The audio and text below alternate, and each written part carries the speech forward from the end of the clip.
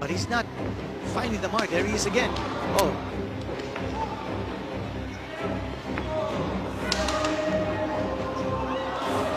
Lastimosa connecting that time.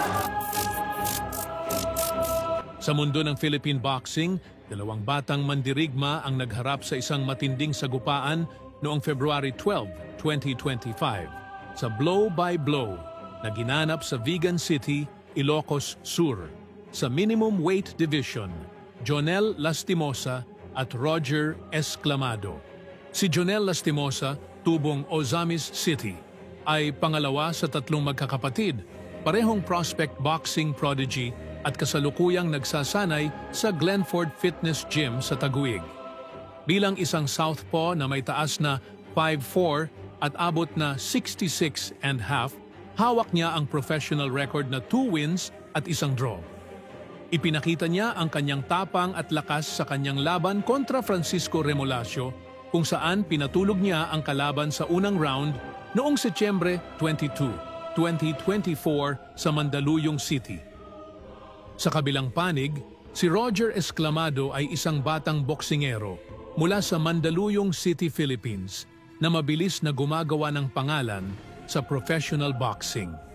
Siya ay may professional record na 3 panalo, 8 talo at 1 tabla, at kilala sa kanyang agresibong estilo, bilis ng kamay, at matibay na depensa.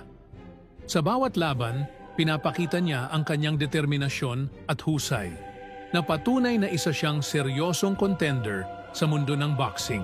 At kamakailan lang, nagharap ang dalawang boksingero sa isang matinding 6 na round na sagupaan. Wala sa kanila ang umatras, nagpalitan sila ng mabibigat na suntok, ipinakita ang kanilang tapang, at pinatunayan na pareho silang may ibubuga sa loob ng ring. Sa huli, nagtapos ang laban sa split draw, isang indikasyon na parehong hindi nagpatinag at lumaban ng buong puso. Si Jonel Lastimosa, ang tawag po sa kanya, Pacman. 2-0 with 1 knockout, both undefeated. Both fighters have fought on blow-by-blow shows previously. Sa pagtunog ng kampana, agad umusdong ang dalawa, parehong agresibo, nagsusukatan. Ang batang Lastimosa ay southpaw stance, samantalang si Esclamado ay orthodox. Lastimosa leading off right. Esclamado very stingy in throwing that right hand. And Lastimosa.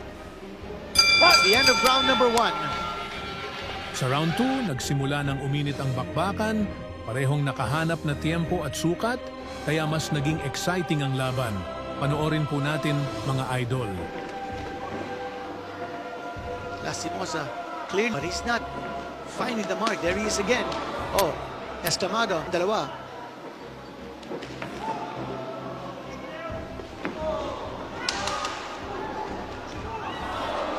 Lastimosa connecting that time, coming from Lastimosa.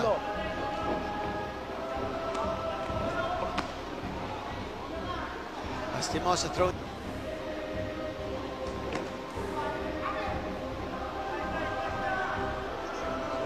Not a heavy blow at the back of the head.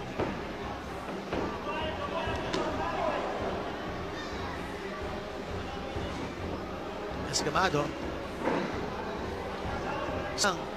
Hindi siya masyadong nakakasuntok. There's the end of that round. Sa round na ito, umiinit na ang laban. Ipinakita ni Lastimosa ang kanyang tapang at bilis ng kamao gamit ang matutulis na straight at counter hooks na naging banta kay Esclamado.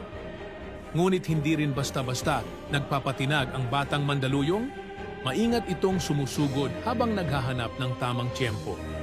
Dahil sa matinding palitan at agresibong estilo ng dalawa, hindi maiwasang magkaroon ng headbutt, lalo na't parehong determinado silang ipakita kung sino ang mas matibay sa labanang ito. Go, but there has been a cut open. Ulo, ulo.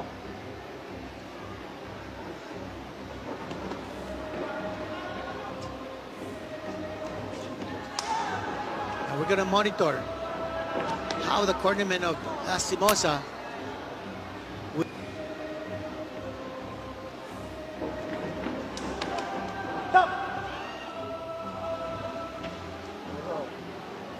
hindi naman sinasadya.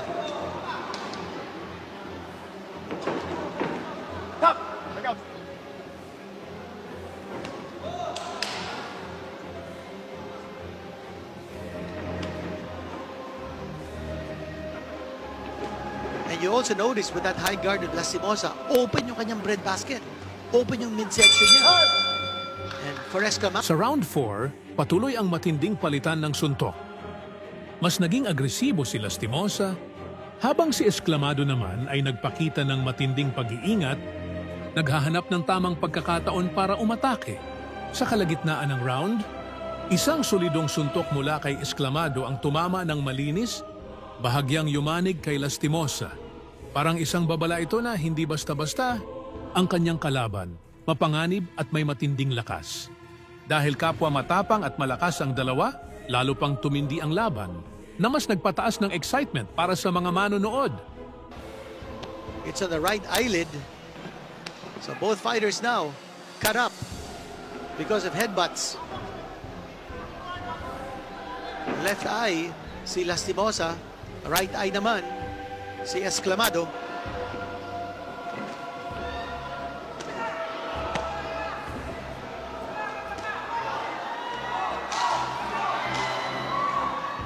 A lot of punches being thrown, but none is landing solidly.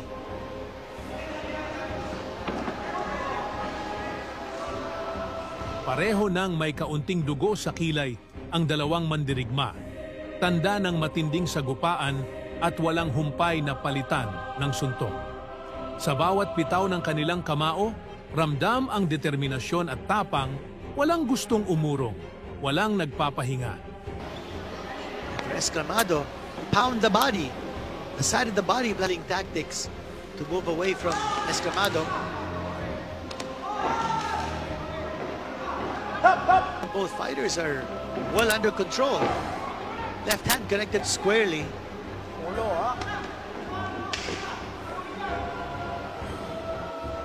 Ito na ang last round mga idol. Huwag kalimutang mag-subscribe, follow, like, share, comment, and hit the bell button para updated ka sa mga bagong upload na videos. Lastimosa, originally from Osami City in Misamis Occidental. Okay, si Escamado, tubong. Lastimosa trying to pick up the pace now. Countering Esclamado.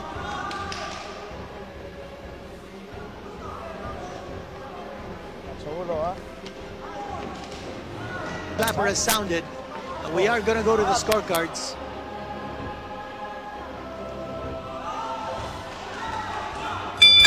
And that's the end of the round, the end of the fight. Both fight. Ngunit ito pa lang ang simula para sa dalawang batang mandirigma. Si Jonel Lastimosa at Roger Esclamado ay parehong may malalaking pangarap at tiyak na hindi ito ang huling pagkakataon na maririnig natin ang kanilang mga pangalan sa mundo ng boxing.